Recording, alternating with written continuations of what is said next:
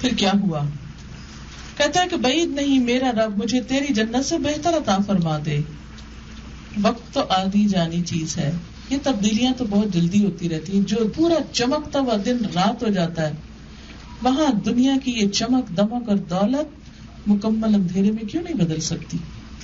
اور جس کے پاس کچھ نہ ہو اس کے پاس بہت کچھ آ کیوں نہیں سکتا؟ بعض اوقات ایسا ہوتا ہے نا کہ ایک خاندان کے اندر کچھ لوگ امیر ہوتے ہیں، کچھ غریب ہوتے ہیں. جو غریب ہوتے ہیں بیچارے، ان کی شامت آئی رہتی ہے نا، کوئی انہیں اہمیت نہیں دیتا، کوئی ان کو نہیں پوچھتا، ان کے بچوں کے بارے میں کسی چیز کوئی امپورٹینس نہیں دیتا. کمتر لوگ ہیں، ان سے ملنا نہیں پسند کرتا، حتیٰ کہ بعض لوگ ان کو اپنا رشتے دار بتانا پسند نہیں کرتے، چھپاتے رہتے ہیں، کسی کو پتہ نہیں چلے کہ یہ اس کا بھائی ہے، یہ بہن ہے، یہ رشتے دار ہے. ایسے رویے بھی ہوتے ہیں نا. لیکن پھر کیا ہوتا ہے؟ دنیا میں ہی بہت سے واقعات ایسے ہوتے ہیں کہ حالات پلٹا کھاتے ہیں. ایک بھائی امیر ہے اور اس کے بچے بگڑ گئے، اور دوسرا غریب تھا اور اس کے بچے پڑ گئے. دنیا میں ہی بڑھاپے میں ہی فرق دیکھ لیا کہ ایک کو اللہ نے دنیا میں بہت عزت دے دی اور دوسرے نے جس نے تکبر کیا وہ دنیا میں ہی ذلیل ہو کے رہ گیا. ایسی بہت سی مثالیں دنیا میں ہمارے سامنے آتی، لیکن پھر بھی ہم سبق نہیں لیتے. تو جس کو مل جاتا ہے وہ سمجھتا ہے کہ یہ سب کچھ تو بس میرا ہے. اور پھر ہوا بھی یہی، اور کہنے لگا اور تیری جنت پر آسمان سے کوئی آفت بھیج دے جس سے وہ صاف میدان بن کر رہ جائے، یا اس کا پانی زمین میں اتر جائے. یعنی یہ بھی تو ہو سکتا ہے کہ یہ سب پھل اور یہ سب سبزہ اور یہ سب کچھ جو ہے یہ ختم ہو کر رہ جائے. اور پھر ہوا بھی یہی کہ اس کا سارا پھل مارا گیا. ایک آفت آئی، سب ختم ہو گیا.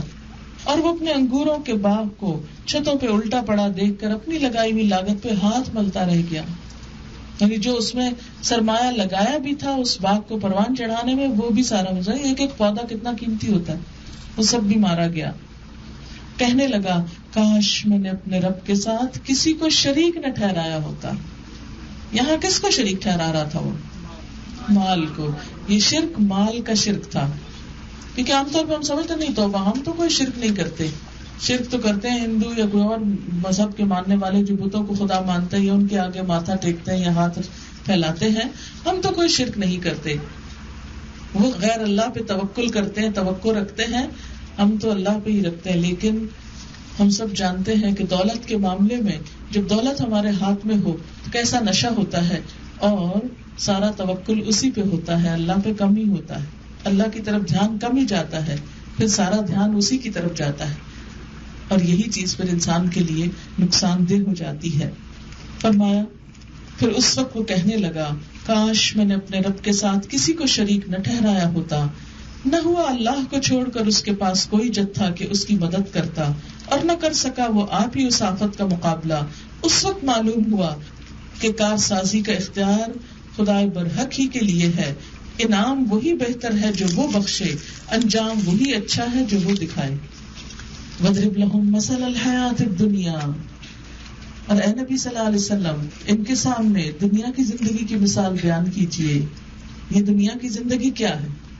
یہ مثال کون بیان کرے؟ اللہ تعالیٰ. کس کی زبانی بیان کروائی جا رہی ہے؟ نبی صلی اللہ علیہ وسلم کی زبان. آپ ان کو بیان کر کے بتائیے.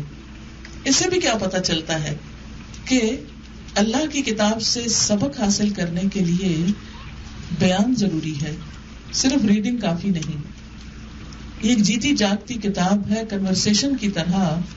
اس کو ڈسکس کرنا اور اس کو بیان کرنا اور اس کو سننا یہ بہت ضروری ہوتا ہے. کیا ہے مثال دنیا کی زندگی کی؟ کہ آج ہم نے آسمان سے پانی برسا دیا تو زمین کی پود خوب گھنی ہو گئی. پانی سے مراد یہاں مال و دولت ہے کہ آج مال و دولت کی ریل پیل ہوئی تو ہر چیز کی ریل پیل ہو گئی، ہر جگہ ہریالی ہو گئی، اور کل وہی نباتات بس بن کر رہ گئی. جیسے ہر بہار کے بعد ایک آٹم ہوتی ہے، خزاں ہوتی ہے، ہر طرف پیلے پیلے پتے ہو جاتے ہیں، ختم ہو جاتا ہے. جسے ہوائیں اڑائے لیے پھرتی، وہ پتے کہاں جاتے ہیں؟ ختم ہو کر رہ جاتے ہیں. کل جو دنیا کی رونق تھے آج وہ پاؤں میں لتھڑے جا رہے ہیں، چورا چورا ہو رہے ہیں، ہوا سے ادھر ادھر اڑ کے اپنی منزل سے کوسوں دور چلے گئے، ختم ہو گئے. اگر ہم غور کریں تو ہر چیز کا حال یہی ہے. وہ کون سا بہترین کپڑا ہے جو پرانا نہ ہوتا ہو؟ اگر اس کی ویسے آب و تاب میں کمی نہ آئے، آؤٹ آف فیشن ہو جاتا ہے. کتنے ہی آپ کے ویڈنگ ڈریس جن کی قیمت لاکھوں ہے، آج ان کو پہنیے، کسی شادی میں پہن کے جائیے. کتنے شوق سے اس کو بنایا تھا اور کتنی اس میں خوبصورتی تھی اور کتنی اس کی شان تھی جب وہ پہلی دفعہ پہنا گیا، لیکن آج وہی دیکھنے کو بھی دل نہیں چاہتا. رونق ختم ہو گئی، اس کی ویلیو کم ہو گئی. وہ کون سا گھر ہے جو کبھی نیا ہو اور پھر پرانا نہ ہو، ہمیشہ نیا ہی رہے؟ اگر ایسا ہو تو کبھی رینوویشن کی ضرورت نہ ہو. وہ کون سے درخت ہیں، وہ کون سی بہار ہے جس کی خزاں نہ ہو؟ ہم دیکھتے ہیں کہ مختلف طرح کے پھول ہم گھروں میں لا کے سجاتے ہیں، کتنے خوبصورت ہوتے ہیں، لیکن اپنے ہی ہاتھوں سے پھر جب وہ مرجھا جاتے ہیں تو اٹھا کے کہاں پھینکتے ہیں؟ کہاں سے لائے تھے اور کہاں پھینکا؟ کیا قدر کی ان کی؟ کبھی ان کو پیسے دے کر لیا اور خوبصورت جگہ پر سجا کر رکھا اور پھر اپنے ہی ہاتھوں سے جلدی کرتے کہ اٹھا کے پھینکے ان کو، اس لیے کہ ان کی شکل اب خراب ہو گئی ہے، پرانے ہو گئے. وہ کون سا انسان ہے جو ہمیشہ جوان رہے اور اس پہ بڑھاپا نہ آئے؟ ہر چیز کو فنا ہے، کل من علیہا فان. یہ سبق ہے یہاں سمجھنے کا کہ جس دنیا میں ہم رہ رہے ہیں، اس کی زیب و زینت، اس کی آب و تاب، اس کی شان و شوکت سب کی سب کیا ہے؟ عارضی ہے. فَأَصْبَحَ هَشِيمًا تَذْرُوهُ الرِّيَاحُ. آپ دیکھیں کہ گھر میں جب آپ پھل لاتے ہیں تو اس کی شکل کیا ہوتی، اور جب اس کا کوڑا پھینکتے ہیں تو اس کی شکل کیا ہوتی. گروسری کر کے جب آپ آتے ہیں تھیلے بھرے ہوئے ہوتے ہیں، آدھا تو ویسے ہی بن میں چلا جاتا ہے، کوئی کین خالی ہوا، کوئی ڈبہ خالی ہوا، کتنا کوڑا نکلتا ہے گھروں سے. لانے والی چیز کی ویلیو دیکھیں اور جانے والی کی ویلیو دیکھیں. یہی فرق ہے دنیا کے آنے اور جانے میں، مال کے ملنے اور ختم ہونے میں. یہی فرق ہے. اسی دروازے سے گروسری لے کر آتے ہیں اور اسی دروازے سے کوڑے کا بن لے کے نکلتے ہیں. اور ہر روز یہ عبرتناک کام ہماری آنکھوں کے سامنے ہوتا ہے کہ یہ ہے دنیا، اتنی دیر کی تھی. اور جو کچھ انسان کھاتا بھی ہے، کتنا بھی بہترین کھائے، کس ویسٹ میں وہ جاتا ہے. یہ مثال تو بہت اچھی نہیں، لیکن سمجھنے کے لیے، دنیا کی حقیقت سمجھنے کے لیے. اسی لیے تو نبی صلی اللہ علیہ وسلم نے فرمایا تھا نا کہ دنیا کیا ہے، اس کی حقیقت مچھر کے پر کے برابر بھی نہیں. پھر اسی طرح ایک دفعہ راستے میں آپ صلی اللہ علیہ وسلم صحابہ کے ساتھ جا رہے تھے تو بکری کا کان کٹا مرا ہوا بچہ نظر آیا. بکری کا بچہ جس کا کان بھی کاٹا ہوا تھا، بیکار سا مرا ہوا مردار پڑا تھا. تو آپ نے فرمایا کہ کون اس کو چند درہم میں خریدنا پسند کرے گا؟ لوگوں نے کہا ہم تو مفت میں نہیں لینا چاہتے، خریدنا. فرمایا اللہ کے نزدیک دنیا کی قدر و قیمت اس کن کٹے بچے سے زیادہ نہیں ہے، جس کے پیچھے ہم بھاگ رہے ہیں نا، اور جس کے پیچھے اپنی نمازیں ہم قضا کرتے ہیں، ڈیلے کرتے ہیں، چھوڑ دیتے ہیں، جس کے پیچھے ہم رشتہ داریاں ختم کر دیتے ہیں، جس کے پیچھے ہم بعض اوقات اپنے ایمان اور دین کو بیچ ڈالتے ہیں. جس دنیا کے پیچھے، اس دنیا کی حیثیت اس مرے ہوئے کن کٹے مردار سے زیادہ نہیں ہے. لیکن ہماری تو دل، دماغ، آنکھوں، ہر چیز پہ وہی چھا کے رہ گئی، اور وقت ہی نہیں ہے خدا کو یاد کرنے کا اور اس کے لیے نکلنے کا. پھر فرمایا المال والبنون، یہ مال اور بیٹے، زینت الحیات الدنیا، بس دنیا کی زندگی کی رونق ہے، زینت ہے. کتنا پراؤڈ فیل کرتے ہو یہ سب کچھ پا کر، لیکن بھول جاتے ہو کہ یہ چند دن کے لیے ہیں. والباقیات، اور باقی رہنے والی چیزیں، الصالحات، وہ تو نیکیاں ہیں، ساتھ تو وہ جائیں گی جن کے لیے وقت ہی نہیں. جو ساتھ لے جانے والی چیزیں ہیں اور ہمیشہ کام آنے والی، ان کے لیے ٹائم نہیں ہے. اور جو ختم ہونے والی ہے، گل جانے والی ہے، اس کے پیچھے بھاگ رہے ہیں دن رات. فرمایا خیر عند ربک ثوابا وخیر عملا، یہ تیرے رب کے نزدیک ثواب کے اعتبار سے بھی، ثواب پھر وہی مثال پلٹ کر جانے والی چیز، پلٹنا، جو لے کر گئے اسی کا دوسرا رخ، ثواب کے اعتبار سے بھی، وخیر عملا، اور انجام کے اعتبار سے بھی بہتر ہے. اچھا، اب عقل مند انسان یہ ہے کہ جو دنیا کماتا ہے لیکن اس کے اندر سے وہ دنیا بھی استعمال کرتا ہے اور آخرت کا بھی فائدہ نکال لیتا ہے. جسے کہتے ہیں نا کہ آم کے آم گٹلیوں کے دام. ایسا شخص گٹلیوں کے بھی پیسے بناتا ہے. اصل میں دنیا ہے تو گٹلیاں ہی نا. لیکن اگر ہم آم کھا بھی لیں اور گٹلیاں ہی صدقہ کر دیں, یعنی اتنے پیسے جو گٹلیوں کے بیچنے سے ملتے ہیں انسان کو, وہ بھی آخرت کے لیے دے دے. اتنا ہی تو مانگا گیا, 100 میں سے کیا مانگا گیا, 2.5%, بس. تو گٹلی جتنا ہی ہو گیا نا, اس سے بھی کم, کیونکہ اعلیٰ قسم کے بیج بھی بڑے مہنگے ملتے ہیں, چاہے 2.5 سے بھی زیادہ اس کی قیمت. تو کرنا ہم نے کیا ہے؟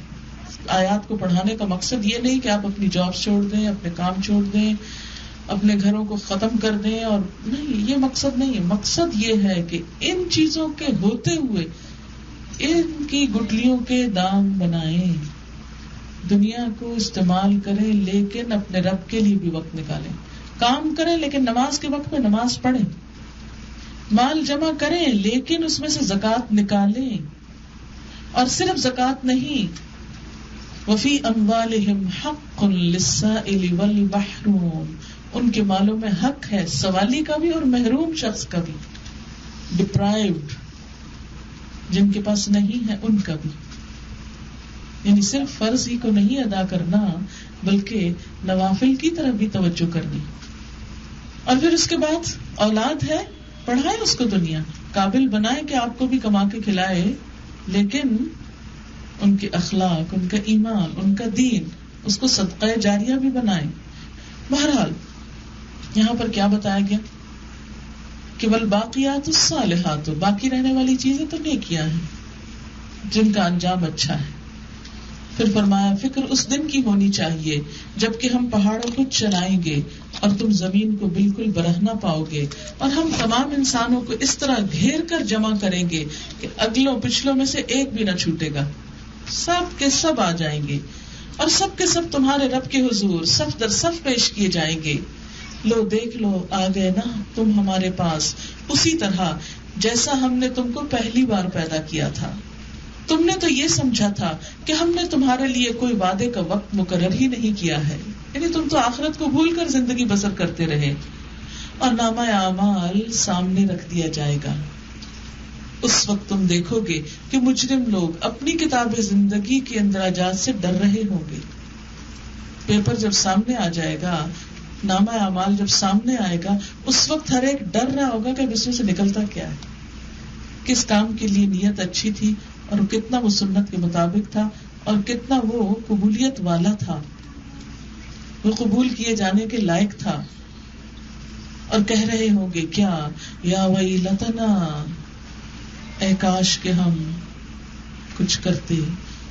کیوں؟ اس لیے کہ ما لہذا الکتاب, اس کتاب کو کیا ہو گیا, ہائے بربادی ہماری, ہائے افسوس ہم پر, اس کتاب کو کیا ہو گیا, لا یغادر صغیرۃ, جس نے کوئی چھوٹی سی بات بھی نہیں چھوڑی, ولا کبیرۃ, اور نہ کوئی بڑی بات چھوڑی, الا احصاها, مگر اس کو گن گن کے لکھا. احصاء کہتے ہیں عربی زبان میں ٹو کاؤنٹ ڈاؤن, شمار کرنا. اسٹیٹسٹکس کے لیے عربی میں لفظ استعمال ہوتا ہے احصائیات, یعنی اچھی طرح چیزوں کو گن لینا. اب یہاں پر بھی کیا ہوگا کہ انسان کے نامہ اعمال کے اندر جو کچھ بھی ہوگا گن کے رکھا جائے گا. ایک تو ساری کہانی روز کی لکھی جا رہی ہے نا, مثلا آج سویر سے شام تک ہم نے کیا کیا لکھا گیا. پھر اس کے بعد کیا لکھا جائے گا, آج کے دن میں کتنے جھوٹ بولے ان کی تعداد, کتنی نمازیں پڑھی ان کی تعداد, کتنی دفعہ سبحان اللہ کہا تعداد. یعنی ان کا پھر انالیسس بھی ہوگا, اعمال کو اینالائز کیا جائے گا اور اسٹیٹسٹکس تیار کیے جائیں گے. جیسے کسی بھی شہر کی پاپولیشن کے اور اس میں مختلف رویوں کے اسٹیٹسٹکس تیار کیے جاتے ہیں, اسی طرح اعمال نامے کے اسٹیٹسٹکس تیار ہوں گے. اور روز کے جمع کر کے قیامت کے دن پھر کیا ہوگا, پورے ٹوٹل کر کے دکھا دیا جائے گا. پوری زندگی میں اتنی نمازیں فرض تھی, اتنی پڑھ کے آئے, اتنی چھوڑ دی, یہ ریڈ کلر ہے, یہ گرین ہے. اتنی دفعہ اللہ کا ذکر کیا تم نے, اور اتنے لمبے ٹوٹل آورز جو زندگی میں دیے گئے, اتنے یوزفل کام میں استعمال کیے, اتنے بیکار گنوا دیے, اتنے گھنٹے سو کے گزارے, اتنے کھانے میں گزارے, اتنے گپ شپ میں گزارے, اتنے ٹیلی ویژن دیکھنے میں گزارے. سب کچھ گن کے بتا دیا جائے گا, اتنا اتنا اتنا اتنا. پھر اس وقت انسان حیران ہوگا کہ مال حاضل کتاب, اس کتاب کو کیا ہو گیا, اس نے تو کوئی چھوٹی سی چیز بھی نہیں چھوڑی, یہ بھی ڈال دیا, یہ بھی اس میں ایڈ ہو گیا. بالکل ایسے ہی نہیں کہ جیسے آپ کسی دکان پہ جاتے ہیں تو چھوٹی سی چیز معمولی سی بھی خریدیں اور ایک پینس بھی کم ہو تو کیا کرتے ہیں, پورا نوٹ توڑوا دیتے ہیں, دے کر جاؤ. کہاں چھوڑتے ہیں؟ یہ تو چھوٹی سی چیز. کیونکہ پاکستان میں عام طور پر ایسا ہوتا ہے نا کہ اچھا ٹھیک ہے روپیہ, اچھا کوئی بات نہیں, چھوڑو, جاؤ لے جاؤ. لیکن یہاں نہیں, $1 کم ہے کوئی نہیں کہے گا کہ چیز چھوڑ دو, نہیں تو نہ سے جاؤ. قیامت کے دن اللہ تعالیٰ کا حساب تو اس سے بھی زیادہ تیز ہوگا جو دنیا میں لوگوں نے حساب کتاب کے پیمانے بنا لی. یہ بات تو ایسے ہی میں نے کہہ دی تھی, I didn't mean it, یہ بھی لکھ لی گئی. وہ تو ایسے دیکھ کے کسی کو میں نے ابرو بلند کی تھی, صرف آئی برو سے میں نے اشارہ کیا تھا, کسی کا مذاق اڑایا تھا, یہ بھی لکھا گیا. کسی کے پیچھے ناک چڑھائی تھی. عام طور پہ کیا ہوتا ہے جب فون آتا ہے نا ہم منہ بناتے ہائے ہائے پھر فون آتا ہے. اگر وہ شخص سامنے ہو تو کبھی ایسا نہ کرے. کتنی دفعہ ایسے کرتے ہیں اور پتہ ہی نہیں چلتا, کبھی سوچا ہی نہیں. تو اللہ تعالیٰ وہ سامنے دکھاتے ہیں, یہ دیکھو یہ کیا کر رہا ہے, ایک ایک تصویر سامنے آ جائے گی. انسان کہے گا ما لہذا کتاب, یہ کیسی کتاب ہے, یہ کیسا رجسٹر ہے, اتنا ٹرانسپیرنٹ, ایک ایک چیز سامنے لا کے دکھا دی. جیسے البم میں لگی تصویریں ہوتی ہیں نا ٹرانسپیرنٹ کاغذوں کے پیچھے کہ پوری طرح نظر بھی آتے ہیں, بالکل اسی طرح انسان کے سارے اعمال صاف شفاف کر کے سامنے دکھا دی. یہ دیکھ لو اپنا, لا یغادر صغیرۃ, کیونکہ قرآن پاک کی ایک اور آیت میں آتا ہے نا وَمَن یعمل مثقال ذرۃ خیرا یرہ, ذرے کے برابر جو خیر اور بھلائی کرے گا وہ بھی دیکھ لے گا. اچھا یہ کیا تھا وَمَن یعمل مثقال ذرۃ شرا یرہ, ذرے کے برابر بھی برائی جو کرے گا وہ بھی دیکھ لے گا. دکھایا ضرور جائے گا, یہ الگ بات ہے کہ معاف کر دیا جائے. جیسے آپ کمپیوٹر پہ بیٹھے ہوں گے, کبھی آپ نے دیکھا ہوگا کہ اس میں بہت سی ونڈوز ہوتی ہے نا, اگر آپ کسی ونڈو کو کھولیں تو بعض اس میں سے بولڈ ہوتے ہیں اور بعض اس میں سے وہ کام نہیں کر رہے تھے, ان ایکٹیو ہوتے ہیں. اگر آپ اس پہ کلک کریں تو وہ کچھ بھی نہیں اس میں سے نکلتا, لیکن وہ پڑھا ضرور جا رہا ہوتا ہے کہ یہاں کیا کیا ہے. اسی سے آپ سمجھ سکتے ہیں کہ انسان کے جو اچھے برے اعمال ہیں دکھا سارے دیے جائیں گے, اس ایک ایک ونڈو کھول کے بتا دیا جائے گا یہ کیا تھا تم نے, تو اس کا تو تمہیں ثواب مل گیا, یہ تمہارا ختم ہو گیا, یہ ان ایکٹیو ہے. نیک اعمال نیت کی خرابی سے ان ایکٹیو ہو جائیں گے اور برے اعمال توبہ استغفار سے ان ایکٹیو ہو جائیں گے.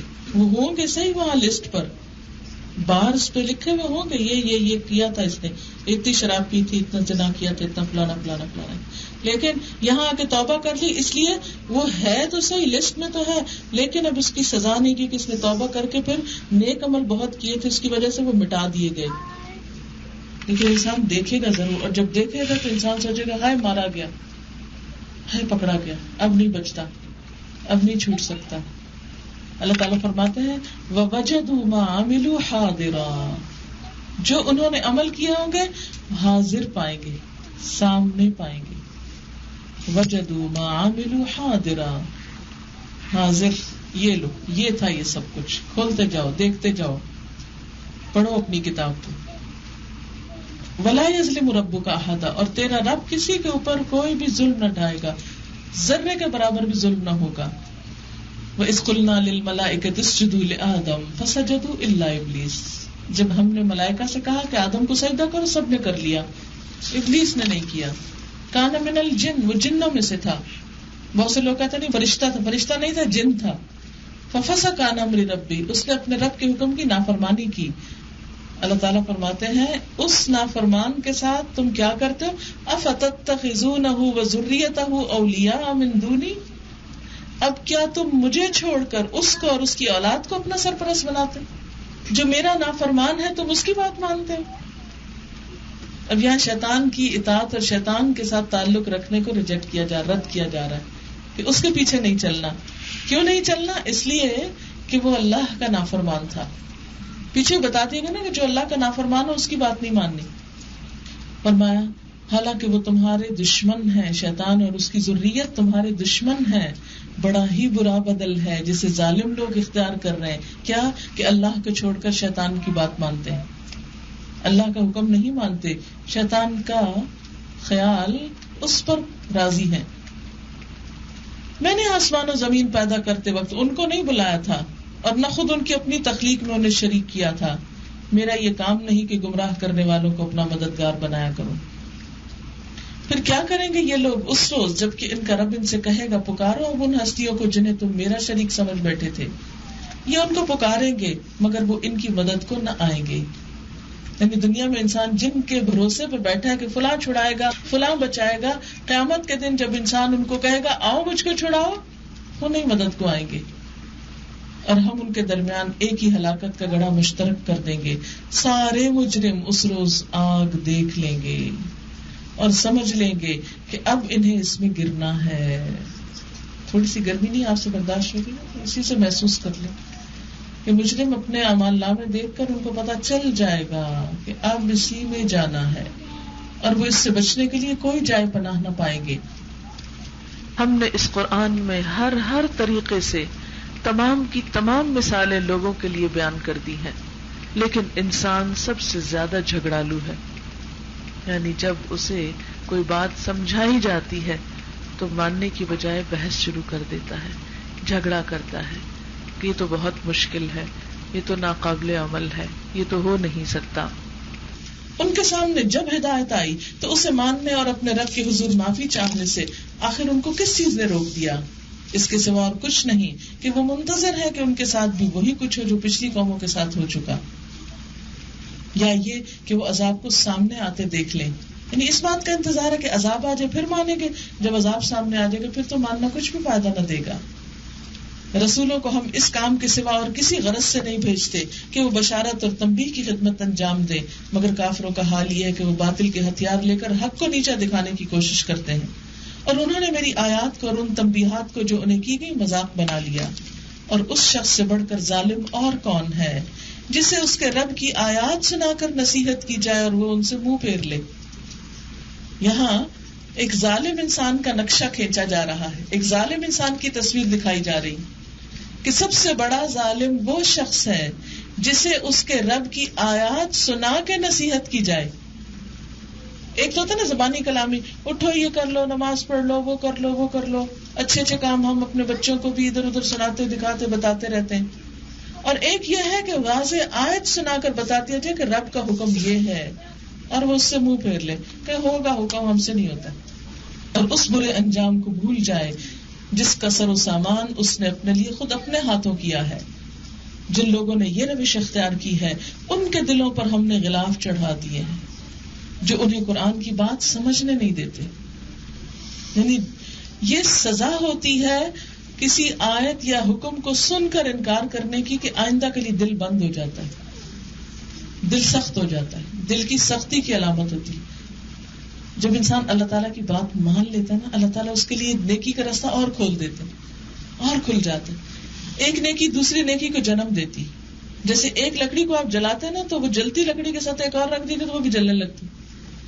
جیسے ایک خربوزہ خراب ہوتا ہے تو اگر اس کے پاس ایک خراب رکھ دیں تو کیا ہوتا ہے، وہ بھی خراب ہونے لگتا ہے. پھر وہ ماحول کا اثر ہو گیا نا. تو بالکل اسی طرح انسان کے اپنے اندر کے ماحول پر بھی اسی طرح اثر اندازی ہوتی ہے کہ ایک نیکی جب انسان کرتا ہے تو انسان سوچتا ہے چلو ایک اور بھی کر لو، ایک اور بھی کر لو. اسی طرح جب انسان غلط کام کرنے لگتا ہے تو پھر اس طرح بھی پھسلنے لگتا ہے. آپ نے دیکھا ہوگا کہ کئی لوگ جو قاتل ہوتے ہیں وہ پھر ایک دفعہ قتل کر کے نہیں رہ جاتے، ان کو قتل میں ایک لطف آنے لگتا ہے اور ایک کے بعد ایک کرنے لگتے ہیں کیونکہ جھجک اتر جاتی ہے نا برا کام کرنے کی.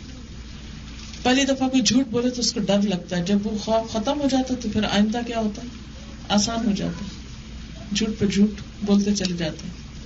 اسی لیے ہونا کیا چاہیے کہ انسان سے اگر غلطی ہو جائے تو توبہ کرنے اور پلٹنے میں ذرا دیر نہ لگائے. اور ان کے کانوں میں ہم نے گرانی پیدا کر دی، تم انہیں ہدایت کی طرف کتنا ہی بلاؤ وہ اس حال میں کبھی بھی ہدایت نہ پائیں گے. وہ آتے ہی نہیں اس طرف، سننا نہیں چاہتے.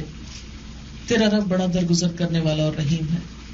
وہ ان کے کرتوتوں پہ انہیں پکڑنا چاہتا تو جلدی عذاب بھیج دیتا. کیونکہ بعض لوگ جب بہت انکار کرتے ہیں تو انسان سوچتا ہے کہ ان کی پکڑ کیوں نہیں ہوتی، یہ اللہ کی کوئی بات بھی نہیں مانتے اور دنیا میں پھلے پھولے جاتے ہیں. فرمائے کہ تیرا رب رحیم ہے نا، ابھی نہیں پکڑے گا، وہ پکڑنے کے دن میں پکڑے گا. مگر ان کے لیے وعدے کا ایک وقت مقرر ہے اور اس سے بچ کر بھاگ نکلنے کی یہ کوئی راہ نہ پائیں گے. یہ عذاب رسیدہ بستیاں تمہارے سامنے موجود ہیں. انہوں نے جب ظلم کیا تو ہم نے انہیں ہلاک کر دیا اور ان میں سے ہر ایک کی ہلاکت کے لیے ہم نے وقت مقرر کر رکھا ہے. یعنی دنیا میں مختلف نافرمان بستیوں کی ہلاکت کا بھی ایک وقت مقرر ہے. اب یہاں ایک تیسرا واقعہ شروع ہو رہا ہے جو بہت ہی انٹرسٹنگ واقعہ ہے.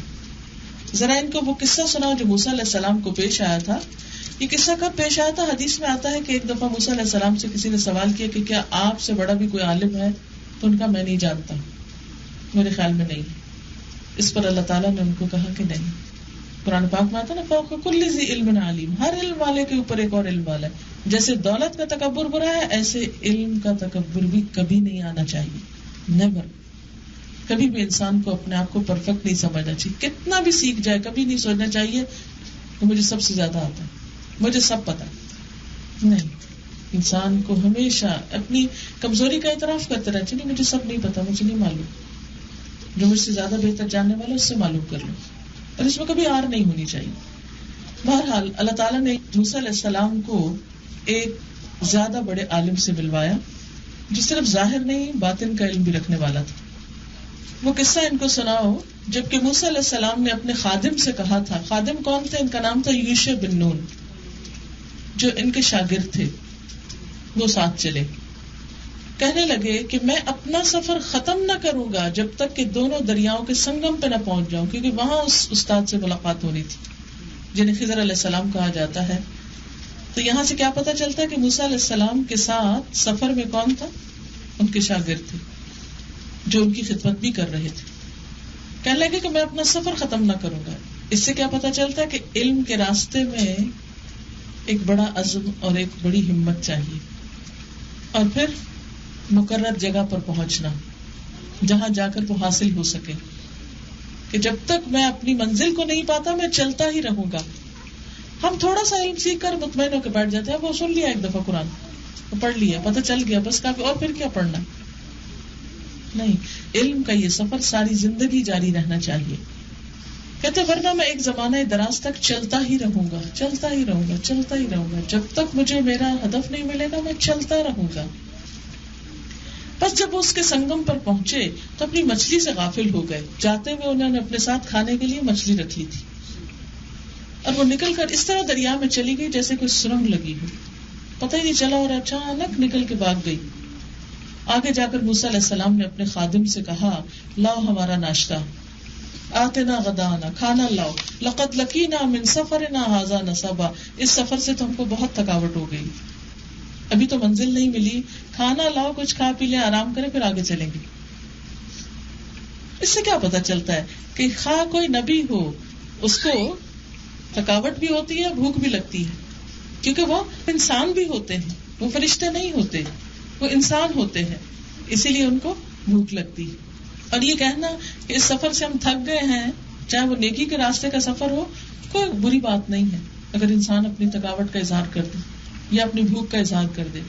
سفر میں دونوں چیزیں ہوتی ہیں. بہرحال جب وہ کھانے کے لیے بیٹھے تو خادم نے کہا آپ نے دیکھا یہ کیا ہوا؟ جب ہم اس چٹان کے پاس ٹھہرے ہوئے تھے اس وقت مجھے مچھلی کا خیال نہ رہا، شیطان نے مجھ کو ایسا غافل کر دیا کہ میں اس کا ذکر کرنا آپ سے بھول گیا. مچھلی تو عجیب طریقے سے نکل کر دریا میں چلی گئی تھی، اور اصل میں یہ اللہ تعالیٰ نے نشانی بتائی تھی کہ یہیں خضر علیہ السلام سے ملاقات ہوگی. لیکن اس سے کیا پتا چلتا ہے پیغمبر غیب کا حال نہیں جانتے. مچھلی ان کے پاس سے نکل کے گئی، ان کی نگاہ نہیں پڑی، انہوں نے دھیان ہی نہیں کیا. اب یہ کچھ سین یوں ہے کہ ایک چٹان کے پاس موسیٰ علیہ السلام اور ان کے خادم یا ان کے جو شاگرد ہیں وہ کھڑے آپس میں بات چیت کر رہے ہیں. تو بعض اوقات ایسا ہوتا ہے نا کہ آپ کسی سے بات کر رہے ہوتے ہیں تو سامنے کوئی کام ہو رہا ہوتا ہے، آپ سوچتے ہیں اچھا یہ بات ختم ہو تو میں اس کو بتاتی، اور اتنے میں کیا ہوتا ہے بات ختم ہو جاتی ہے اور وہ سین غائب ہو جاتا ہے اور انسان بھول جاتا ہے. یہی ان کے ساتھ ہوا. کہنے لگے وہ تو اس وقت مچھلی وہاں سے چلی گئی تھی، اب تو کوئی مچھلی نہیں، کچھ کھانے کو نہیں. موسیٰ علیہ السلام نے کہا اسی کی تو ہمیں تلاش تھی، وہی تو جگہ تھی جہاں ہمیں خضر علیہ السلام کو ملنا تھا. چنانچہ وہ دونوں اپنے نقش قدم پہ پھر واپس ہوئے. اب آپ دیکھیں بھوک بھی ہے، تھکاوٹ بھی ہے، پیاس بھی ہے، سب کچھ ہے، کھانا بھی کوئی نہیں، اور کہا جا رہا ہے واپس چلو، اور وہ واپس چل پڑتے ہیں. کتنا بڑا امتحان ہے. اس سے کیا پتا چلتا ہے علم کے شوقین نہ بھوک دیکھتے ہیں، نہ سفر دیکھتے ہیں، نہ گرمی دیکھتے ہیں، نہ سردی دیکھتے ہیں، نہ تھکاوٹ دیکھتے ہیں. وہ کہتے ہیں پھر چلو. ہمارا کیا حال ہوتا ہے؟ تو آج تو اسی نے کام ہی نہیں کیا، کل نہیں آئیں گے، کل آرام کریں گے. لیکن اللہ تعالیٰ نے موسیٰ علیہ السلام کا واقعہ بتا کے بتایا نہیں، جب تک منزل مل نہ جائے آرام سے نہیں بیٹھنا.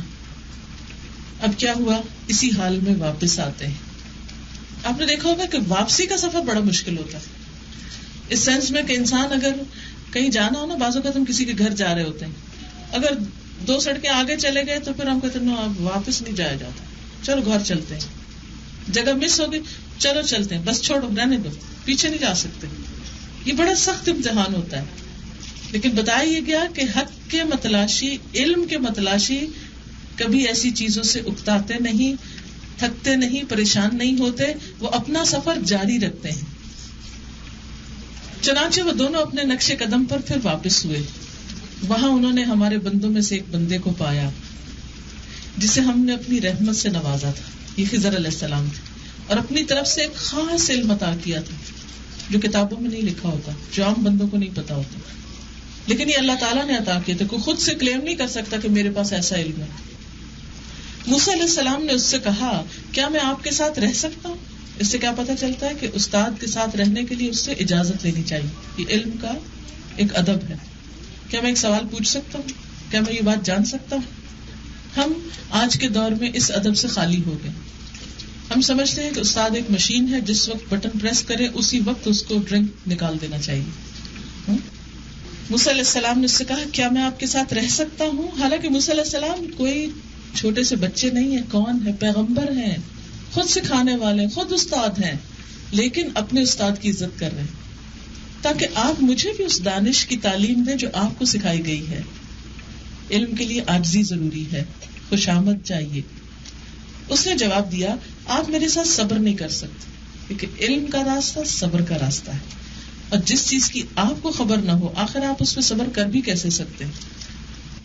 تو اس سے یہ پتا چلتا ہے کہ انسان جس چیز کے بارے میں جانتا نہ ہو، جس چیز کی حقیقت معلوم نہ ہو، اس کے ساتھ اس کا معاملہ بسا اوقات تکلیف دہ ہوتا ہے.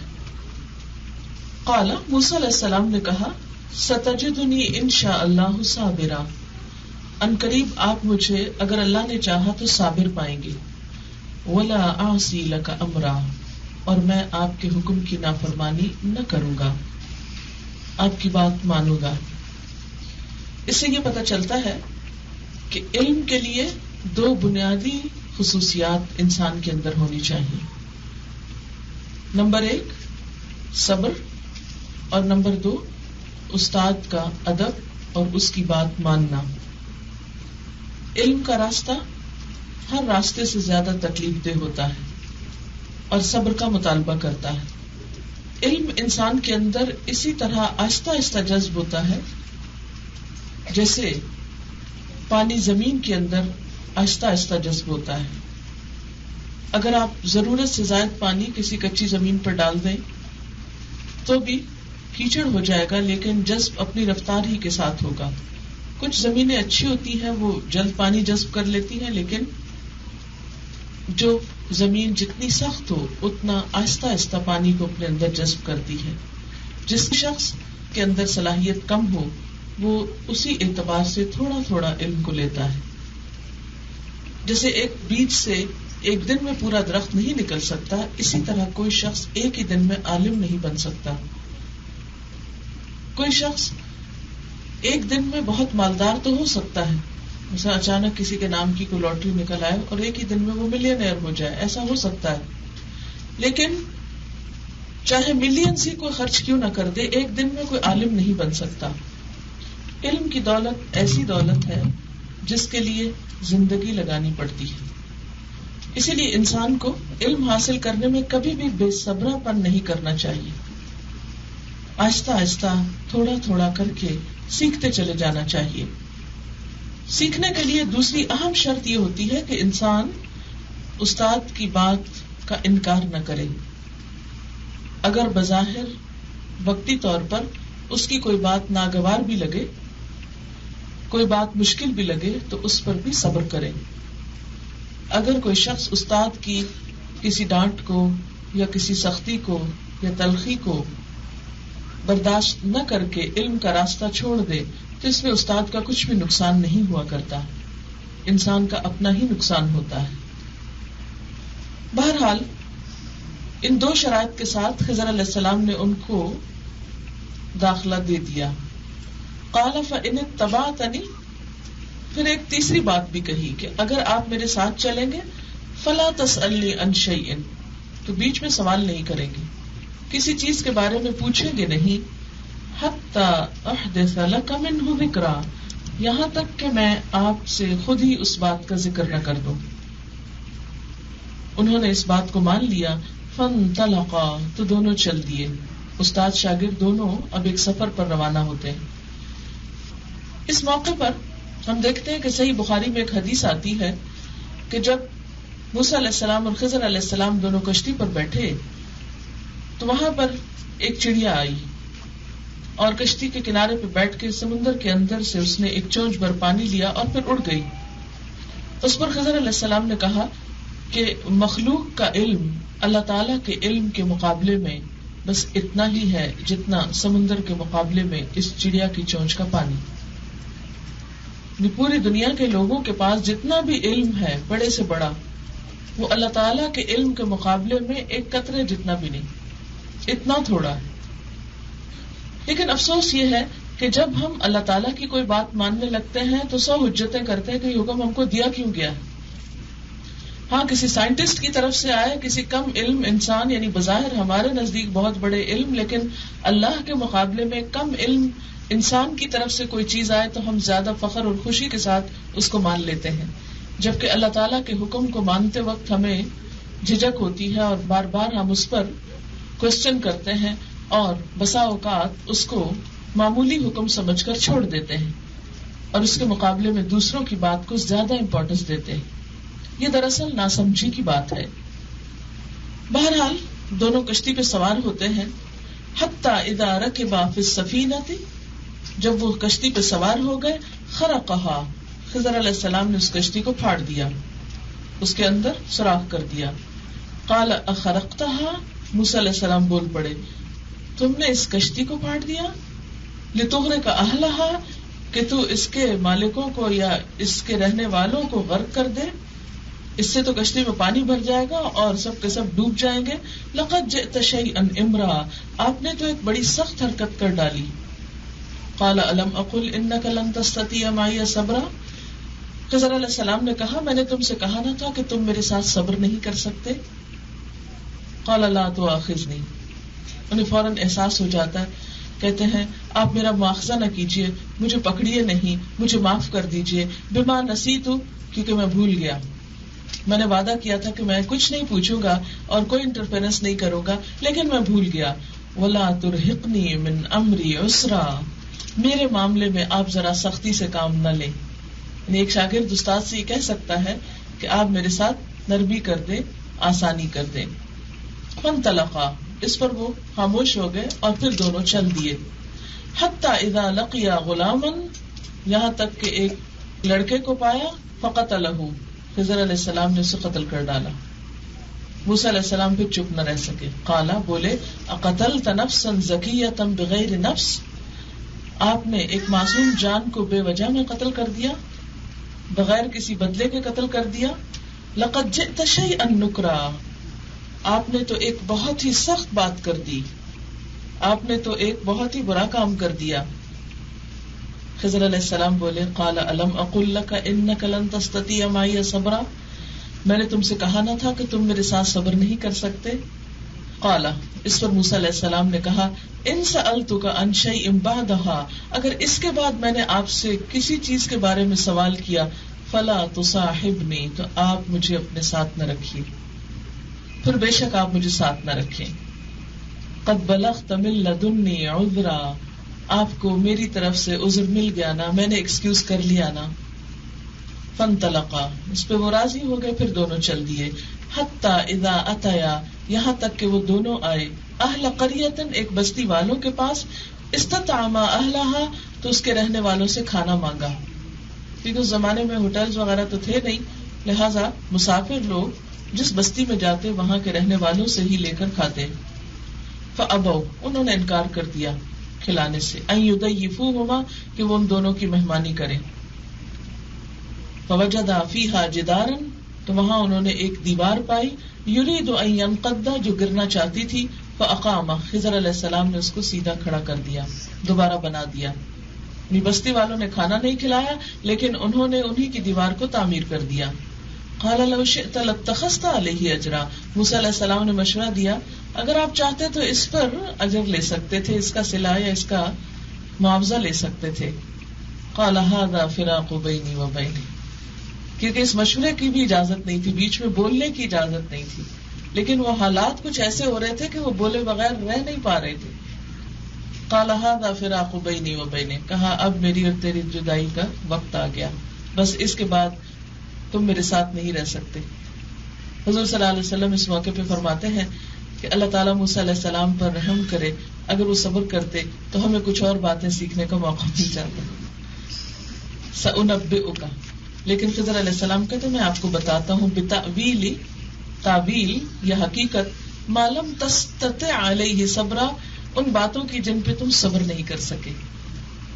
اس میں ہمارے لیے بہت بڑا ایک سبق ہے اس سارے واقعے کے اندر کہ دنیا میں ہر انسان کے ساتھ کچھ اس طرح کے ان یوزول قسم کے حالات اور واقعات پیش آتے ہیں کہ انسان بولے بغیر رہ نہیں سکتا. کبھی کہتا ہے میرے ساتھ بڑا ظلم ہو گیا، کبھی کہتا ہے بڑی ناانصافی ہو گئی، کبھی کہتا ہے میں ہی کیوں رہ گیا اس آزمائش کے لیے، یہ پریشانی مجھے پہ کیوں آئی، سب لوگ تو آرام سے رہ رہے ہیں، میں ان حالات میں کیوں پڑ گیا، مجھے ایسا شوہر کیوں ملا، مجھے ایسا بچہ کیوں ملا، مجھے ایسے سسرال کیوں ملے، مجھے ایسا گھر کیوں ملا، میں ہی کیوں. اس وقت بظاہر انسان دیکھ کر اپنے آپ کو دوسروں سے کمپیئر کرتا ہے اور پریشان ہوتا رہتا ہے. کبھی رزق کی تنگی ہو تو اس پر دن رات روتا ہے، کبھی کوئی بیماری آ جائے تو اس پر پریشان ہوتا ہے اور سمجھتا ہے کہ میرے ساتھ تو انصاف نہیں ہوا، بڑا ظلم ہو رہا ہے. لیکن انسان چونکہ پردے کے پیچھے جھانک کر نہیں دیکھ پاتا کہ اگر اس دنیا میں مومن کو ایک کانٹا بھی چبھتا ہے، چھوٹی سی تکلیف بھی آتی، ہلکا سا غم بھی آتا ہے، تو اس کے بدلے میں اللہ تعالیٰ نے اس کے لیے کتنا بڑا اجر اور کتنا بڑا درجہ تیار کر کے رکھا ہے. اگر انسان اپنی اس جزا کو دیکھ لے جو صبر کرنے کے بعد ملتی ہے. حدیث پاک میں آتا ہے کہ قیامت کے دن صبر کرنے والوں کو جب ان کا اجر دیا جائے گا تو اس وقت دوسرے لوگ ان کے اجر اور ان کے بدلے اور ثواب کو دیکھ کر تمنا کریں گے کاش دنیا میں ہماری سکن کینچیوں سے کاٹ ڈالی جاتی اور ہم صبر کرتے تو آج ہمیں بھی یہی ملتا جو ان کو مل رہا. یعنی دوسرے لوگوں کو وہ نہیں ملے گا جو صبر کرنے والوں کو ملے گا. لیکن آج دنیا میں صبر ہی تو مشکل ہے. اگر موسیٰ علیہ السلام بار بار بھولے اس سے کیا پتا چلتا ہے کہ عام انسان بھی بھولنے والا ہے. اور ایک بالکل نیچرل سی بات ہے، بالکل ایک فطری ری ایکشن ہوتا ہے نا جو بغیر سوچے سمجھے ہو جاتا ہے. پھر اس کے بعد انسان ریگریٹ کرتا ہے کہ نہیں مجھے ایسا نہیں کرنا چاہیے تھا. اور صبر ہوتا بھی پہلی چوٹ لگنے پر. اگر اس وقت چیخ چلا کے بعد میں صبر کیا تو وہ تو پھر ہر ایک کر ہی لیتا ہے، وہ تو خود آ جاتا ہے نا، پھر کتنا روئیں گے.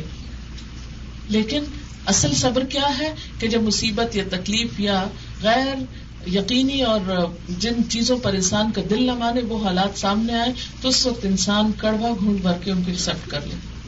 ہو گیا بس ہو گیا، ابھی واپس نہیں پلٹ سکتا. بس اوقات ہم چھوٹے چھوٹے نقصانوں پر اپنی نیکیاں برباد کر بیٹھتے.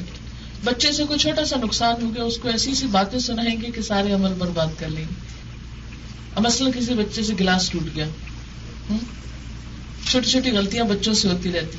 دودھ رکھ کے وہ جلا دیا، بھول گئے، کچھ ابال دیا، کچھ گرا دیا. چھوٹا چھوٹا نقصان تو ہر روز ہوتا ہی رہتا ہے نا، جو جان بوجھ کے کوئی نہیں کرتا لیکن ہو جاتا ہے.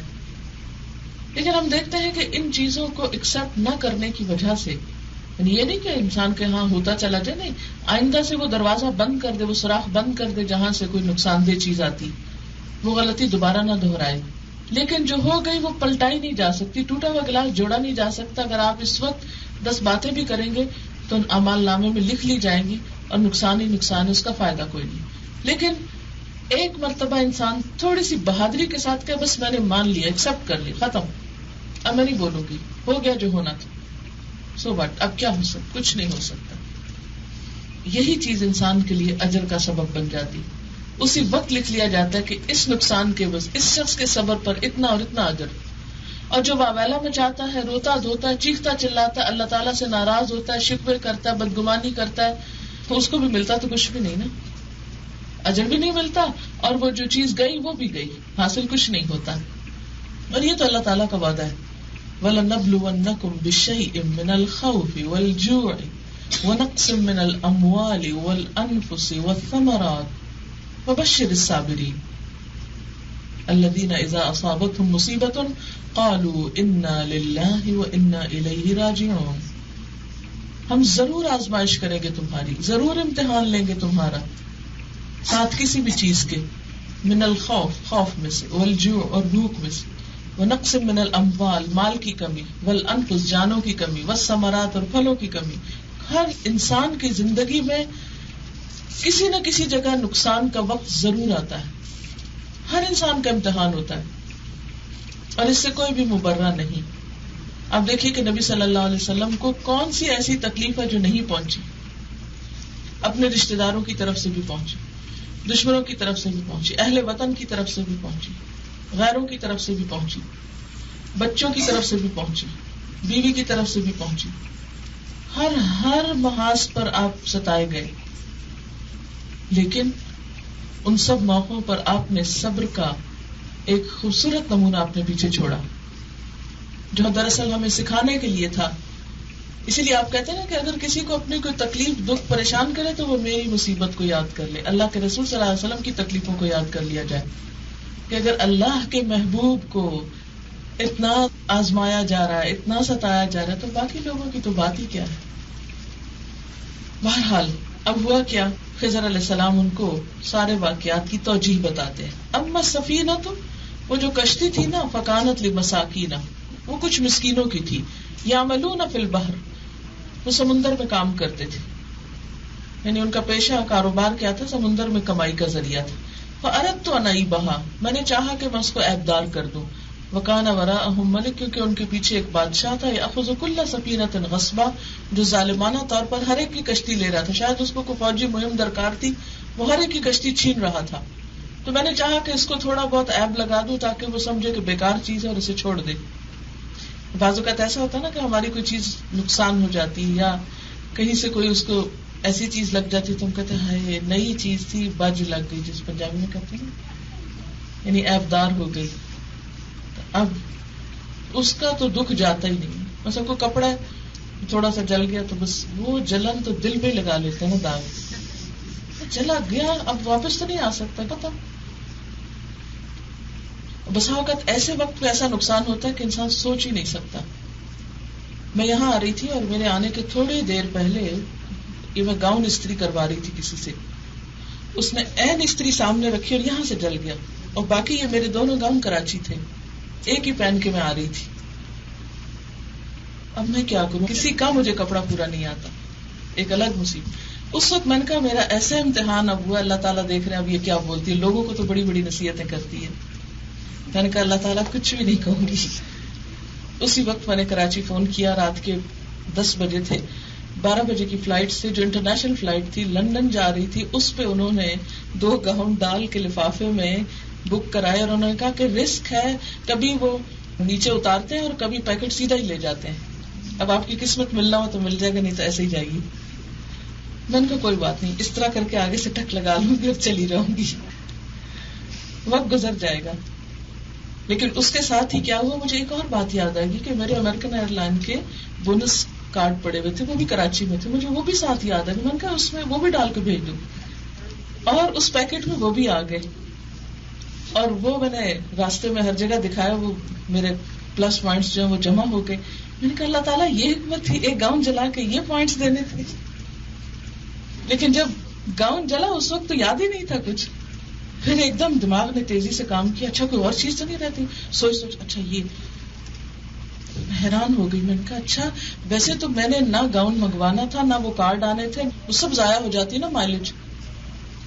تو بسا اوقات واقعی ایسا ہوتا ہے کہ چھوٹا سا اللہ تعالیٰ نقصان کرا کے تو اس کے بدلے میں جلدی ہی کوئی بڑی چیز دے دیتا ہے، لیکن ہم نہیں سمجھتے اور اس وقت واویلا کرنے بیٹھ جاتے ہیں. اور اللہ تعالیٰ بھی آزماتے اب کیا ہوتا ہے, اب کیا کرتا ہے. اور جب انسان اس مرحلے سے صبر شکر سے نکل جاتا ہے نا, پھر اللہ تعالیٰ اور زیادہ وہ حوصلہ بھی بڑھا, اسٹیمنا بڑھتا جاتا ہے. جیسے وہ باڈی بلڈرز کا اسٹیمنا بڑھتا جاتا ہے نا جسمانی طور پر, جتنی جتنی ایکسرسائز کرتے جاتے ہیں ان کے وہ مسلز اندر سے پھٹتے جاتے ہیں, بسٹ ہوتے ہیں کچھ وینگز, اور پھر وہ دوبارہ جو بنتی ہے اس سے زیادہ مضبوط بنتی ہے, اور پھر کرتے کرتے تو بالکل اسی طرح ہوتا ہے. اللہ تعالیٰ چھوٹا سا ٹیسٹ دیتا ہے, اچھا بھلا یہ کیا کرتا ہے, پاس ہے کہ فیل, پاس ہو گیا اگلے درجے میں, اسٹیمنا بھی بڑھ گیا, تھوڑا سا اگلا امتحان, تھوڑا سا اگلا اگلا اگلا, اور اس طرح انسان اللہ تعالیٰ کا وہ قرب پاتا ہے کہ تکلیف آنے پہ بھی مسکرا پڑتا ہے, پھر شکوہ نہیں رہتا.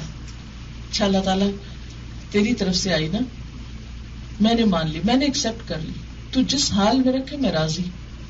لیکن اگر انسان اس وقت نہیں کرتا تو اللہ تعالیٰ کہتے ہیں یہ میرے قابل نہیں ہے بندہ. حضرت ابراہیم علیہ السلام کو اتنے ٹیسٹوں سے گزارا تھا نا. اب دیکھیں دنیا کی کسی آرمی میں سلیکٹ ہونا ہو کتنے ٹیسٹ ہوتے ہیں, ایک کے بعد ایک, ایک کے بعد ایک, پھر جا کے وہ کریم چن کے لاتے ہیں. تو اللہ تعالیٰ کو بھی کریم چاہیے نا, چنے ہوئے بندے چاہیے, چھوٹی چھوٹی باتوں پہ رونے والے تھوڑی چاہیے. لیکن اس کا یہ مطلب نہیں کبھی آزمائش مانگے, کبھی نہ مانگے. اللہ تعالیٰ کو سب سے زیادہ جو بندے سے دعا پسند ہے وہ عافیت کی دعا, یا اللہ تو کسی امتحان میں نہ ڈالنا. اور یہ جو دعا سکھائی گی ربنا لا تؤاخذنا ان نسینا او اخطأنا, اللہ ہمیں نہ پکڑنا اگر ہم بھول جائیں اور اگر ہم خطا کر بیٹھے. اور پھر اسی کیا کہتا ہے ولا تحملنا ما لا طاقت لنا, ہم پہ وہ بوجھ نہ ڈالنا جس کو اٹھانے کی ہم میں طاقت نہیں, ایسی آزمائش میں نہ ڈالنا کہ جو ہمارے لیے ناقابل برداشت ہو جائے. حضرت ایوب علیہ السلام کے بارے میں آتا ہے, کہتے ہیں کہ اہل مشرق کے سب سے زیادہ امیر انسان تھے, بہت مال مویشی تھے, زمینیں تھی, زراعت تھی, سب کچھ تھا. اللہ تعالیٰ نے نبی بھی بنا دیا, سونے پہ سہاگا. جب لوگوں کو تبلیغ کے لیے نکلے تو لوگ باتیں بنانے لگے, کہنے لگے ہاں ہاں آپ بھلا کیسے نہیں تبلیغ کریں گے, آپ کے پاس وہ سب کچھ ہے, ہمیں تو روٹی کمانے سے فرصت نہیں, ہم آپ کی باتیں کب سنیں, ہم سے یہ نہیں ہوتا. جیسے ہر انسان ایک بہانہ کرتا ہے نا, ہاں تم لوگ تو فارغ ہو, تمہارے تو سب کام ہو رہے ہیں اس لیے تم تو یہ دین کی محفلوں میں آؤ گے جاؤ گے, ہم تو بڑے مصروف لوگ ہیں, ہم نہیں یہ کر سکتے. اللہ تعالیٰ نے حضرت ایوب علیہ السلام کو آزما لیا. کہتے ہیں کہ ان کو جسمانی بیماری بھی لگ گئی, ایک ایک کر کے مویشی ختم ہو گئے, بارشیں نہ ہوئی تو فصلیں سوکھ گئی, سب کچھ چلا گیا. حتیٰ کہ یہ نوبت آ گئی کہ بیوی اور بچے بھی ساتھ چھوڑ گئے, اتنی سخت بیماری ہو گئی ان کو, اسکن ڈیزیز تھی, کیونکہ ظاہر ہوتی ہے نا تو پھر وہ دوسروں کو دیکھ کے گھن آتی ہے, وہ بھی ساتھ چھوڑ گئے. تو ایک دن دعا مانگتے ہیں اللہ تعالیٰ سے, کہتے کہ یا اللہ جب تو نے مجھے سب کچھ دیا تھا تو تو جانتا ہے کہ میں اپنا نرم گرم بستر چھوڑ کے تیری عبادت کے لیے اٹھ جاتا تھا, اور اب جب کہ تو نے مجھ سے سب کچھ لے لیا تو میری عبادت میں اور لذت آ گئی, اس لیے کہ میرے اور تیرے درمیان تو کوئی بھی نہیں رہا. پہلے تو 100 دھندے ہوتے تھے, اب تو کوئی بھی نہیں, اب تو صرف تو اور میں. کہتے ہیں کہ اللہ تعالیٰ نے اس کے بعد ان کے دن پھیرے, اور یہ ایک لمحے کی بات نہیں, لینے اور دینے کئی سال کے بیچ میں وقفہ ہے. دن پھیرے اور کہتے ہیں کہ اللہ تعالیٰ نے ان کو پہلے سے بھی دگنا دیا.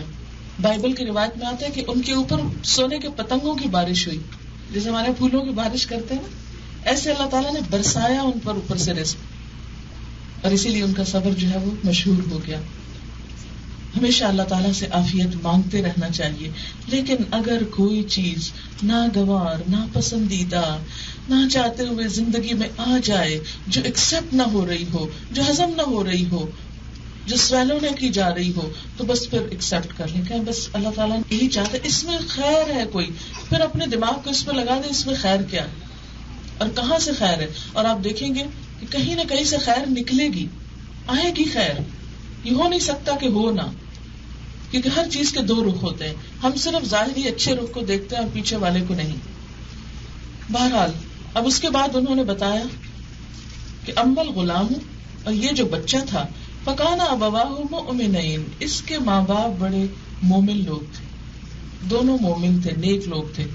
فخشینا ان یرهقهما طغیانا وکفرا, ہمیں ڈر ہوا کہ یہ بچہ اپنے ماں باپ کو ستائے گا اپنی سرکشی اور کفر کی وجہ سے. فاردنا یبدلهما ربهما خیرا من, ہم نے چاہا کہ ان کا رب ان کو اس سے بہتر بچہ دے دے, زکاتن جو پاکیزہ ہو, اقرب رحمہ اور زیادہ صلہ رحمی کرنے والا ہو. جو اپنے والدین کے لیے زیادہ مہربان. تو اس لیے کیا کیا, اس بچے کو ہم نے مار ڈالا جو بڑے ہو کے ماں باپ کو بہت ستانے والا تھا. اور چونکہ جب ایک انسان سے کوئی چیز جاتی ہے اس پہ صبر کرتا ہے تو اللہ تعالیٰ کا وعدہ اس سے بہتر دے گا. تو اس پر اللہ تعالیٰ نے اس بچے سے جس نے بڑے ہو کے ماں باپ کا ناک میں دم کرنا تھا اسے لے کر ایک اور بچہ دے دیا. بعض اوقات ایسا ہوتا ہے نا کہ کوئی ایک بچہ ہوتا ہے ماں باپ کا ختم ہو جاتا ہے تو انسان سوچتا ہے کہ میرے ساتھ کیوں ہوا, ایک ہی تو تھا وہ بھی لے لیا. تمہیں کیا خبر کہ وہ ایک ہوتا تو تمہاری یہ جو اس وقت کی حالت ہے یہ اس سے بھی ورسٹ ہوتی, تم برداشت ہی نہ کر پاتے. کیونکہ بسا اوقات ایسا ہوتا ہے کہ اولاد جہاں آنکھوں کی ٹھنڈک ہوتی ہے بسا اوقات وہ بگڑ جائے تو ماں باپ کے لیے اس سے بڑا زخم اور غم کوئی نہیں ہوتا. تو یہ اللہ جانتا ہے نا, لہذا انسان جب اللہ دے تو اس وقت بھی شکر کرے اور لے تو بھی صبر کرے.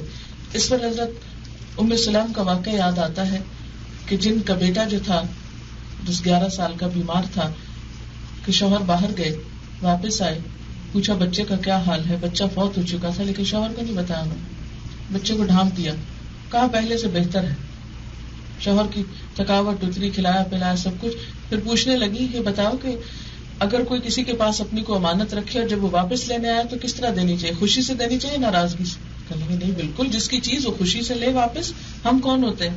کہا تمہارا بیٹا اللہ نے تمہیں دیا تھا نا, اللہ کی امانت تھا, اس نے واپس لے لیا.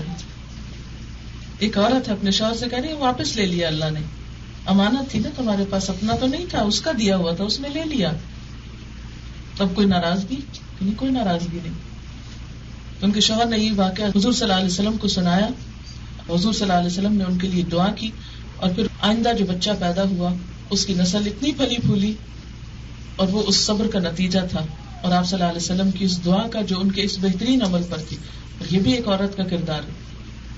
وہ عورت چاہتی تو چیخ چلا کے شوہر کا بھی استقبال کرتی اور چیخ چلا کے شوہر کو سب کچھ بتا, نتیجہ کیا نکلتا؟ کیا بچہ واپس آ جاتا؟ نہیں. کیا دعا ملتی؟ کیا اور بچہ مل جاتا؟ کیا اس کی نسل اتنی پھلتی پھولتی جو اس صبر کے نتیجے میں سب کچھ ملا؟ تو حقیقت یہ ہے کہ زندگی میں بہت ساری چیزیں جو ہماری نظریں بظاہر دیکھتی ہیں وہ ہوتی کچھ اور ہیں. تیسرا واقعہ کیا کہتے ہیں, امل جدار, اور جو دیوار تھی فکان لغلامین یتیمین, یہ 2 یتیم بچوں کی تھی. فی المدینہ تھی, شہر میں جو رہتے تھے, وکان تحتہ کنز لہما, اور اس دیوار کے نیچے ان کا خزانہ دفن تھا. ماں باپ فوت ہو کے اس دیوار کے نیچے ان کا خزانہ تھا. وکان ابوہما صالحا, ان بچوں کا باپ بڑا نیک آدمی تھا. فاراد ربک, تو تیرے رب نے چاہا, ان یبلغا اشدہما, کہ یہ دونوں بچے اپنی جوانی کو پہنچے, ویستخرجا کنزہما, اور اپنا خزانہ نکال لائے. رحمتا من ربک, یہ تیرے رب کی طرف سے بطور رحمت تھا. تیرے رب نے ان بچوں پر رحمت کی تھی. کیوں؟ کیونکہ ان کا باپ نیک تھا. باپ کی نیکی بچوں کو فائدہ دے رہی ہے کہ باپ کی روح بھی خوش رہے. کس طرح اللہ تعالیٰ ایک نیکی کو ضائع نہیں کرتے دنیا میں بھی, اور نہ صرف یہ کہ اپنی زندگی میں, مرنے کے بعد نسلوں کو بھی فائدہ دیتے. بونس ہے نا. وما فعلتہ عن امری, یہ سارے کام کر کے حضرت خضر کہتے ہیں یہ میں نے اپنے حکم سے, اپنی مرضی سے نہیں کیا کچھ بھی. نہ یہ میرے اختیار میں تھا, نہ میری طاقت تھی, نہ میں کچھ تھا کہ میری مرضی تھی. نہیں, یہ تو سب اللہ کا حکم تھا. اسی لیے کہا جاتا ہے کہ خضر علیہ السلام, اس بارے میں 2 رائے ہیں. بعض کہتے ہیں کہ وہ انسان تھے جن کو اللہ تعالیٰ نے یہ علم دیا تھا اور ان سے یہ کام کرایا, اور بعض کہتے ہیں کہ فرشتے تھے, جیسے اور فرشتے کچھ رزق پہ مامور ہوتے ہیں, کچھ انسانوں کی جان لینے پر. تو اسی طرح اللہ تعالیٰ نے ان کو انسانی شکل میں بھیجا اور اللہ کے حکم سے انہوں نے یہ سب کام کیے. مثلاً فرشتے جب کسی کی جان لینے آتے ہیں, اچانک ہارٹ اٹیک ہوتا ہے, تو ہم جانتے ہیں نا قرآن پاک میں لکھا ہوا ہے کہ فرشتے جان لینے کے لیے آتے ہیں. تو وہ اپنی مرضی سے تھوڑی چلے آتے ہیں, اللہ تعالیٰ کا حکم ہوتا ہے تو وہ آ جاتے ہیں. کہتے ہیں کہ ایک گھڑی نہ آگے کرتے ہیں نہ پیچھے کرتے ہیں, عین اس وقت لیتے ہیں جب اللہ چاہتا ہے کہ یہ لیں. جو وقت بتایا ہوتا ہے عین اس وقت فرشتے بولتے ہوئے آتے ہیں اور انتظار کرتے ہوئے آتے ہیں کہ بس اتنی دیر ابھی اور ہے, اور جب وقت آتا ہے تو اس پر جان نکالتے ہیں. قرآن پاک میں بھی آتا ہے نا کہ نہ ایک گھڑی آگے بڑھتے ہیں نہ پیچھے. پھر کہتے ہیں ذالک تأویل ما لم تستطع علیہ صبرا, یہ ہے تعویل, حقیقت ان باتوں کی جن پر تم صبر نہ کر سکے. تو یہ تیسرا واقعہ سورۃ الکہف کا اپنے اندر بے شمار سبق رکھتا ہے. بنیادی طور پر ہمیں یہ سکھاتا ہے ایک جملے میں جسے ہم یہ کہہ سکتے ہیں کہ انسان کو دنیا کی حقیقت سمجھاتا ہے. دنیا جیسے نظر آتی ہے ویسی ہے نہیں. بظاہر دیکھنے میں دنیا بہت خوشنما نظر آتی ہے, بہت خوبصورت نظر آتی, بہت پائیدار نظر آتی, بہت فائدہ مند نظر آتی, بہت سرسبز نظر آتی, لیکن وہ ہے نہیں. آپ نے کبھی دیکھا ہوگا کہ سرسبز میدان دور سے دیکھنے میں کتنا خوبصورت لگتا ہے نا, دل خوش ہو جاتا ہے, لیکن جب آپ پاس پہنچتے ہیں اور اس کی گھاس پہ چلنا شروع کرتے ہیں تو کہیں کانٹا ہوتا ہے, کہیں کچھ کہیں کچھ. وہ ویسا نہیں ہوتا جیسا دور سے نظر آ رہا ہوتا نا. دور کے ڈھول سہانے. دنیا کی کوئی بھی چیز جو ہمارے ہاتھ میں نہیں ہوتی نا, مثلاً آپ میں سے بہت سے لوگ جب پاکستان میں ہوں گے تو سوچتے ہوں گے کہ بڑے مسائل ہیں یہاں, ایک دفعہ باہر چلے جانا ان مسئلوں سے جان چھوٹ جائے. چھوٹ گئی جان. اب بتائیے کوئی مسئلہ نہیں رہا زندگی میں, کوئی مسئلہ نہیں ہے نا. اچھا, اگر اس سے بھی آگے کوئی جہان ہے جہاں آپ سمجھے کہ وہاں پہنچے تو مسئلہ نہیں, تو یہ بھی ہماری خواب خیالی ہے, خوش گمانی ہے. دنیا میں کوئی جگہ ایسی نہیں کہ جہاں مسئلے نہ ہوں, بس مسئلوں کی نوعیت فرق ہے. اصل میں تو دنیا امتحان ہے نا. آپ کسی ٹرین میں ہو, کسی ٹانگے پر ہو, کسی جہاز پر ہو, دیکھا ہی جا رہا ہے کہ آپ کیسے بیٹھے, کیا معاملہ کر رہے ہیں لوگوں کے ساتھ. یہ تو نہیں ان کا راستہ روک کے ٹانگ آگے کر کے ہر رات چلتے ہوئے گرا رہے ہیں, کسی اور کی سیٹ پہ جا کے بیٹھ گئے, دھکم ٹیل کر کے لائن توڑ کے آگے نکل گئے. کہیں پر بھی ہے آپ کر کیا رہے, دیکھا بس یہ جا رہا ہے. یہ واقعہ جو ہے یہ بہت گہرا ہے. چونکہ وقت اتنا نہیں اس لیے بہت ڈیٹیل میں ہم نہیں جا سکتے, لیکن آپ اب پڑھیں گے تو آپ کو خود بھی بہت ساری چیزیں جو ہے سمجھ آئیں گی. چونکہ ہر جمعے کو پڑھنے کا حکم ہے اس سورت کو. بہت ساری حدیث ہیں اس بارے میں, اسے ہر جمعے پڑھنا چاہیے, اور جو پڑھے گا اللہ تعالیٰ اس کو اپنی طرف سے خاص روشنی دے گا. اچھا, یہ روشنی کیا ہے دراصل؟ یہ نہیں کہ کوئی لائٹ ہے, کینڈل ہے, کوئی بلب ہے, یہ روشنی نہیں. اس سے مراد یہ ہے کہ دل کے اندر ایک ایسی روشنی ہوگی کہ جس سے اندھیرے چھٹیں گے نا. یعنی انسان کو ایک نور بصیرت جسے کہنا چاہیے وہ نصیب ہوتا ہے. اور وہ نور بصیرت جو ہوتا ہے اس کے ساتھ انسان پھر بہت سی چیزوں کو پردے کے پیچھے سے دیکھتا ہے, اس کا دوسرا رخ دیکھ پاتا ہے. وہ غم میں بھی خوشی تلاش کر لیتا ہے, وہ مشکل میں بھی آسانی تلاش کر لیتا ہے, کیونکہ اللہ تعالیٰ کا یہ وعدہ ہے ان مع العسر یسرا, تنگی کے ساتھ آسانی بھی ہے. لیکن جو تھوڑ دلا انسان ہوتا ہے, جس کے اندر نور بصیرت نہیں ہوتا, ویژن نہیں اس کا ہوتا, وہ کیا کرتا ہے, صرف عسر دیکھتا ہے, اس کے پیچھے یسر کو نہیں دیکھتا. جس کو یہ روشنی مل جائے وہ عسر کے ساتھ یسر دیکھنے کا عادی ہو جاتا ہے, اور یہ ہر ایک چیز کے اندر موجود ہے.